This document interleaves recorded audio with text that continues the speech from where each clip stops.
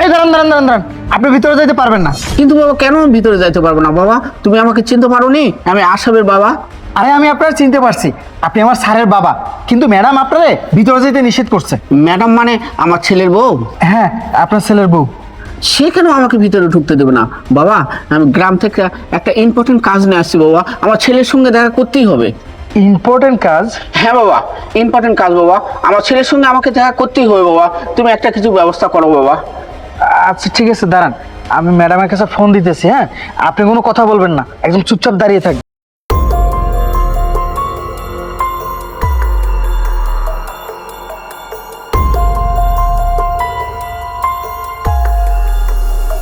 Hello, আসসালামু আলাইকুম madam. হ্যাঁ, ওয়ালাইকুম আসসালাম, বল। আপনার শ্বশুর গ্রাম থেকে বেড়াইতে আসছে, কি জানি ইম্পর্টেন্ট কাজ বলতেছে, এখন আমি কি করব? কি? এই শোন, ওই আপদটাকে না গেট থেকেই বিদায় করে দে, ও যেন ভিতরে ঢুকতে না পারে। আর হ্যাঁ শোন, ওকে বলবি যে আমরা বাসায় নাই, আমরা 3-4 দিনের জন্য ঢাকার বাইরে বেড়াতে গেছি। আচ্ছা ঠিক আছে ম্যাডাম। আচ্ছা ঠিক আছে। আচ্ছা দেখেন, ম্যাডাম আর স্যার দুজনে 4-5 দিনের জন্য বাইরে ঘুরতে গেছে, আপনাকে এখন ভিতরে ঢুকতে দেওয়া যাবে না, আপনি 4-5 দিন পরে আসেন। দেখো বাবা, গতকাল আমার ছেলে আমাকে টেলিফোন করে বলল যে না বাবা তুমি আমার বাসায় আসো, আর এরই মধ্যে বৌমা বেড়াতে চলে গেল। আর দেখেন, আমি অত কিছু জানি না, আপনি এখন এখান থেকে যান তো, যান যান দেখো এখান থেকে। বাবা, আমি তোমাকে অনুরোধ করে বলতেছি আমার জন্যে আর একটিবার হলো আমার ছেলে বউয়ের কাছে তুমি ফোন দাও বাবা। আচ্ছা, আপনি তো ভারী বিপদে ফেলাই দিয়েছেন আমারে, আপনি একটা কাজ করেন, দাঁড়ান এখানে, আমি দেখছি।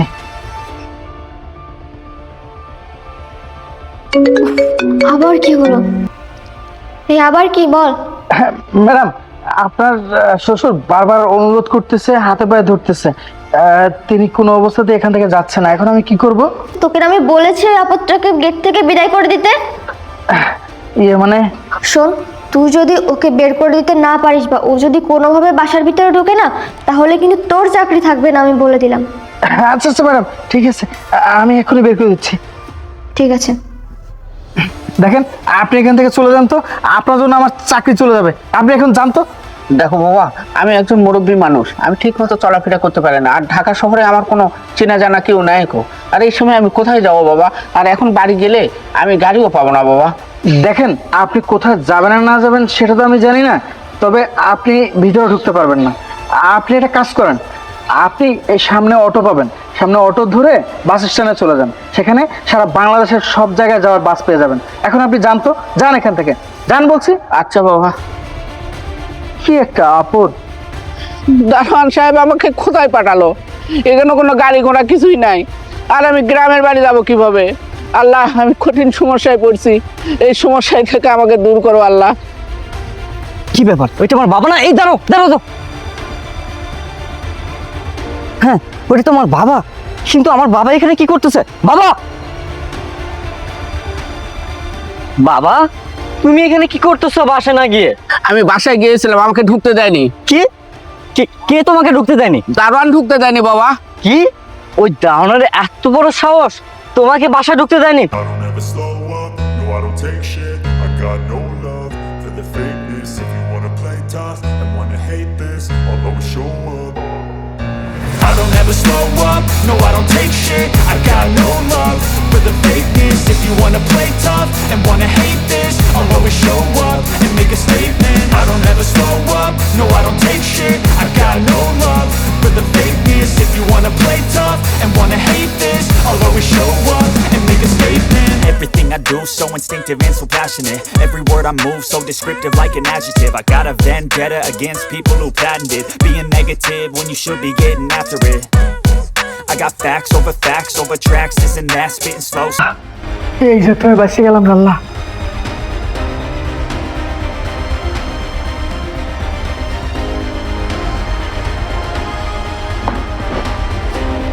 বৃষ্টি, বৃষ্টি, হ্যাঁ বলো।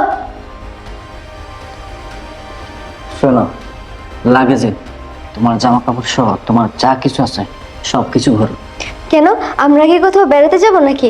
হ্যাঁ যাচ্ছ, শুধুমাত্র তুমি, আর তুমি যাচ্ছ তোমার বাবার বাসায়, আমি না। আমি যাচ্ছি একা আমার বাবার বাসায়, মানে বুঝলাম না। বাবা, আপনি কখন এলেন? বসুন না, বসুন বসুন। নাটক বন্ধ করো, অনেক নাটক করেছো তুমি, এবার নাটকের ফিনিশিং দিব আমি। আমাকে একটা কথা বলো তো, তুমি আমার বাবাকে কেন বাসায় ঢুকতে দাওনি? মানে তুমি কি বলছো এগুলো আশরাফ? দেখো, আমি কেন তোমার বাবাকে বাসায় ঢুকতে দিব না বলো তো? আর তাছাড়াও তোমার বাবা কি আমার বাবা না? ব্যাস, আমি অনেক কাহিনী শুনছি, এত সব মিথ্যা কথা শোনার মতো রুচি বা সময় কোনটা আমার নাই। এই, তুই কি ভেবেছিস আমি কিচ্ছু জানি না? আমি খুব ভালো করে জানি তুই আমার বাবাকে বাসায় ঢুকতে দিসনি। আমি যখন অফিস থেকে আসতেছিলাম তখন দেখি আমার বাবা 300 ফিটে বসে আছে। আমি বাবার কাছে গেলাম, গিয়ে জিজ্ঞেস করলাম, বাবা তুমি আমার বাসায় না গিয়ে 300 ফিটে কেন বসে আছো? তখন আমার বাবা আমাকে বললো, আশরাফ আমাকে বাসায় ঢুকতে দেয়নি। আমি বাবাকে বললাম, কে তোমাকে বাসায় ঢুকতে দেয়নি? তখন বাবা আমাকে বললো, আমাদের বাসার নাকি সিকিউরিটি গার্ড বাবাকে ঢুকতে দেয়নি। আমি বাসায় আসলাম, এসে সিকিউরিটি গার্ডকে জিজ্ঞেস করলাম, এই তুই আমার বাবাকে কেন বাসায় ঢুকতে দিসনি? তখন সিকিউরিটি গার্ড আমাকে বললো, স্যার আমার কোনো দোষ নেই, ম্যাডাম আমাকে নিষেধ করেছে আমি যেন আপনার বাবাকে বাসায় ঢুকতে না দিই। এই বলো তো, কেন আমার বাবাকে বাসায় ঢুকতে দাওনি? কিসের জন্য দাওনি? আশরাফ, তুমি যখন সবটা জেনেই গেছো তখন আর তোমার থেকে আমি কিচ্ছু লুকাবো না। হ্যাঁ, তুমি ঠিকই শুনেছো, আমি বাবাকে বাসায় ঢুকতে দেইনি। তার মানে আমি সিকিউরিটি গার্ডকে বলেছিলাম যেন বাবাকে বাসায় ঢুকতে না দেয়। কেন এবার ঢুকতে দিবে বলো তো? তোমার বাবা 2 দিন পর পর আমার বাসায় আসবে, এসে এটা নষ্ট করবে, ওইটা নোংরা করবে, যেখানে সেখানে পানের পিক ফেলবে, আমার জীবনটা না একদম ঝালাপালা করে ফেলে। আর তাছাড়াও শুধু তোমার বাবা একা নয়, 2 দিন পর পর গ্রাম থেকে তোমার এক একজন করে আত্মীয় স্বজন আসবে আর এসে এসে এখানে থাকবে, খাবে। কেন এটাকে আমি নোংরখানা খুলে রেখেছি? হ্যাঁ বলো তো? আর এই কারণেই আমি সিকিউরিটি গার্ডকে বলেছিলাম যেন তোমার বাবাকে বাসায় ঢুকতে না দেয়। লজ্জা করতেছে না তোর? বিবেকে এতটুকু বাধা দিচ্ছে না যে কি বলতেছি আমি এগুলা? আসলে তোকে আমার কিছু বলার নাই।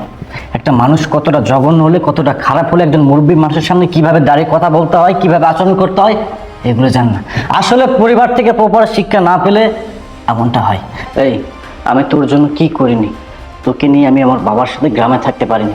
তোর নাকি গ্রামের পরিবেশ ভালো লাগে না, তুই গ্রামে থাকতে চাস না, তাই তোর চাহিদাগুলো পূরণ করার জন্য, তোর স্বপ্নগুলো পূরণ করার জন্য গ্রাম থেকে আমি শহরে এসেছি। ঢাকা শহরের জায়গা করেছি, বাড়ি করেছি। তুই যখন যেটা চাচ্ছিস তোর সামনে আমি সেটাই হাজির করে দিচ্ছি। তোর কাছে আমার একটাই চাওয়া ছিল, সেটা হচ্ছে আমার বাবা যখন গ্রাম থেকে ঢাকা শহরে আসবে আমার সাথে দেখা করার জন্য, আমার অগোচরে, আমার অনুপস্থিতিতে যেন আমার বাবার কোনো কষ্ট না হয়। কিন্তু তুই আমার কথা রাখিসনি। আজকে তুই আমার বাবাকে বাসায় ঢুকতে পর্যন্ত দিসনি। একটা মানুষ কতটা জঘন্য হলে এমন কাজ করতে পারে, এগুলো না আমি তোর কাছে আশা করিনি।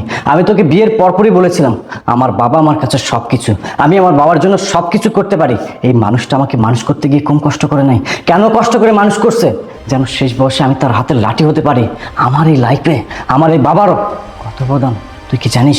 খুব ছোট্টবেলায় আমি আমার মাকে হারাইছি। আমার মায়ের মুখটি কেমন তা আমার মনে নাই। আমি বাবা বলতে আমার বাবাকেই বুঝতাম। আমার বাবা আমাকে মায়ের স্নেহ, মায়া, মমতা, বাবার শাসন দিয়ে মানুষের মতো মানুষ করেছে।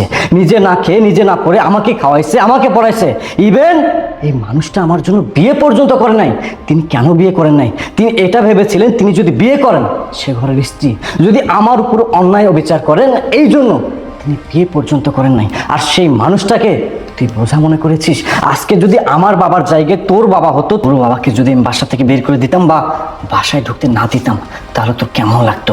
আরে নিজের বুঝলে পুরো দুনিয়ার খবর পাওয়া যায়। ঠিক আছে, কোনো সমস্যা নাই। তুই যেহেতু আমার বাবাকে দেখতেই পারিস না, আমার বাবাকে বোঝা মনে করিস, আজকের পর থেকে আমিও আর তোর সাথে থাকবো না। আজকের পর থেকে তোর সাথে আমার কোনো সম্পর্ক নেই। আমি তোকে ডিভোর্স দিব। হ্যাঁ, আমি তোকে ডিভোর্স দিব। আশরাফ, এগুলো কি বলতেছো বাবা? বাবা তুমি চুপ থাকো। যে কাল লাগিনি তোমাকে সম্মান দিতে যায় না, তোমাকে ভালোবাসতে যায় না, সেরকম স্ত্রী তোমার দরকার নাই। আমি বউ গেলে বউ পাবো। বাবা তোমার কিছু হয়ে গেলে আমি কাকে নিয়ে বাঁচবো? আমি তোমাকে ভালোবাসি বাবা, আমি তোমার জন্য সব কিছু করতে পারি। আর এই যে কাল লাগিনি, ওই যে কথাই নাই দুষ্টু গরুর চেয়ে শূন্য গোয়াল অনেক ভালো। আমি এক্ষুনি ডিভোর্স লেটারের ব্যবস্থা করতেছি। আশরাফ, দেখো তুমি প্লিজ এমনটা করো না। তুমি প্লিজ আমাকে ক্ষমা করে দাও না। আমি বুঝতে পেরেছি আমি যেটা করেছি আমি অনেক বড় একটা অন্যায় করেছি, অনেক বড় একটা ভুল করে ফেলেছি। আমি না বাবাকে আর কোনোদিন কষ্ট দিব না। বাবাকে না এরপর থেকে আমি আমার নিজের বাবার মতো করেই দেখবো। বাবা আপনি প্লিজ আমাকে ক্ষমা করে দিন না। আমি তো আপনার মেয়েরই মতো, তাই না? বলুন, আপনি আপনার ছেলেকে একটু বলুন না। ঠিক আছে বৌমা, আমি দেখতেছি। বাবা আশরাফ, বৌমা হলো বাচ্চা মানুষ, ও ভুল করছে, ওকে ক্ষমা করে দাও বাবা। দেখেছিস যে মানুষটাকে তুই এত অবহেলা করেছিস, বোঝা মনে করেছিস, সেই মানুষটা তোকে ক্ষমা করে দিতে বলতেছে, এরাই তো বাবা। এদের কাছ থেকে আমাদের অনেক কিছু শেখার আছে। দাঁত থাকতে দাঁতের মর্ম দেওয়ার চেষ্টা কর। শোন, তোকে একটা ক্লিয়ারলি কথা বলে দিই, আজকের পর থেকে আমার বাবা আমার বাসায় থাকবে।